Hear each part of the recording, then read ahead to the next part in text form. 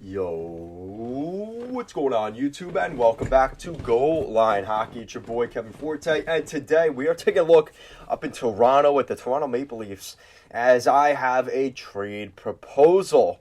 We'll see if this is a good fit for the Maple Leafs, because I want to see what you guys think in the comment section down below. What do you guys think of the Leafs potentially going after this player? But let's get right into it. So, the Toronto Maple Leafs have been linked to a lot of players. Ivan Barbashev out in St. Louis. They've been linked to Vladislav Gavrikov on the blue line. And I think at some point we're going to hear the rumors about them maybe being tied to the Philadelphia Flyers defenseman Ivan Provorov. Ivan Provorov is a left-shot defenseman who's been playing on the Flyers since 2016. He's been around for a while in Philadelphia. This is his 7th NHL season. And what you're getting with Provi is a guy that is about to hit 500 games in the National Hockey League. And he's not a point-producing defenseman. He's only got 200 points. But what makes him so valuable is his defensive side of the game. He's a shutdown defenseman. And unfortunately, Provi has been put in front of the pack of wolves in Philadelphia.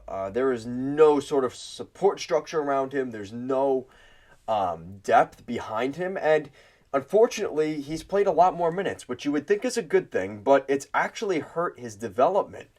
And I think in a situation like Toronto, for instance, I think Provi would be a perfect fit for the Toronto Maple Leafs. Now, there's another asset as well. Provorov has a contract that takes him well past this season. It's a $6.75 million contract that will take him for the next couple years. He's got 3 more Stanley Cup playoff runs on that deal, which is, I think, an asset for the Leafs. And I think that the Flyers would be willing to retain some of that salary for the right price.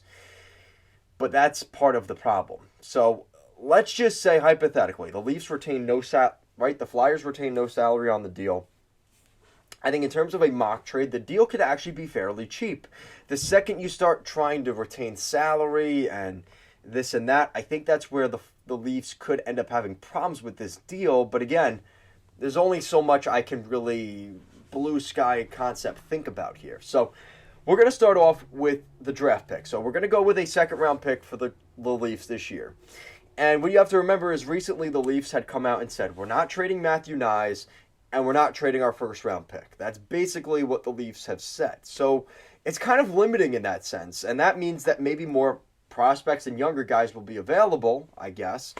But again, it's going to cost you maybe more talent. So you're looking at a second-round pick this year, defenseman Timothy Liljegren and Nick Abruzzese. The Leafs have been very, I don't know if it's on purpose or just, I don't know what it is, but they have not ever really said that Nick Abruzzese is off the trade market and not available, that they want to keep him. He's kind of just been there, and a guy that I think the Leafs are willing to move on from. And again, you get your forward prospect in Abruzzese. He'd be a good fit for the Flyers. Timothy Liljegren, I don't know how he would fit necessarily with Tortorella's defense in that sense, and that might be a problem.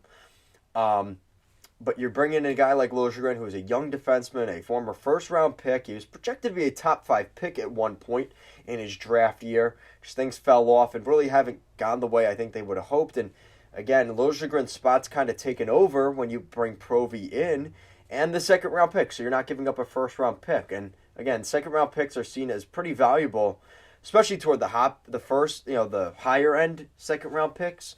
But nonetheless, second round picks are still seen as valuable this year because of what potentially this draft can entail. And, I remember hearing on the 32 Thoughts podcast, they said, basically we could be looking at some of those top 10 picks in the second round this year might be even more valuable than first round picks next year, which is absolutely insane. But again, that's where maybe the Leafs can benefit from that. So that's what you're looking at there. Overall, I think the Leafs would be willing to make this deal. I think the Flyers would also be willing to make this deal. I think they like the idea of Abruzzese, Liljegren. And again, you're looking at a second-round pick this year. I think that the Flyers are looking to rebuild on the fly, as some would like to say. And the only issue I really see with this is, they're not getting a first-round pick, which I think the Flyers would like a first-round pick here. And again, that Liljegren, again, is there another defenseman that maybe would be a better fit with the Leafs system? Is that Sandin maybe? I don't know if they want to trade Sandin, though. So that's where things get kind of interesting. But let me know what you guys think in the comment section down below. Do you guys think Ivan Provorov is a great fit for the Toronto Maple Leafs or not? Let me know your guys' thoughts down below. I think he's a great shutdown defenseman. I think he's a guy that could fit very nicely into that Toronto Maple Leafs blue line, and especially with the health of Jake Muzzin kind of being up in the air, and even just really just overall the lack of depth on that blue line. I think this is a guy that is a great fit. Doesn't break the bank for the Leafs. You don't have to throw in Matthew Knies. You don't have to throw in that first-round pick, but you could still get a defenseman that's going to be a pretty big difference maker to this group. Let me know what you guys think. Thank you so much for watching, and I'll see you again next time.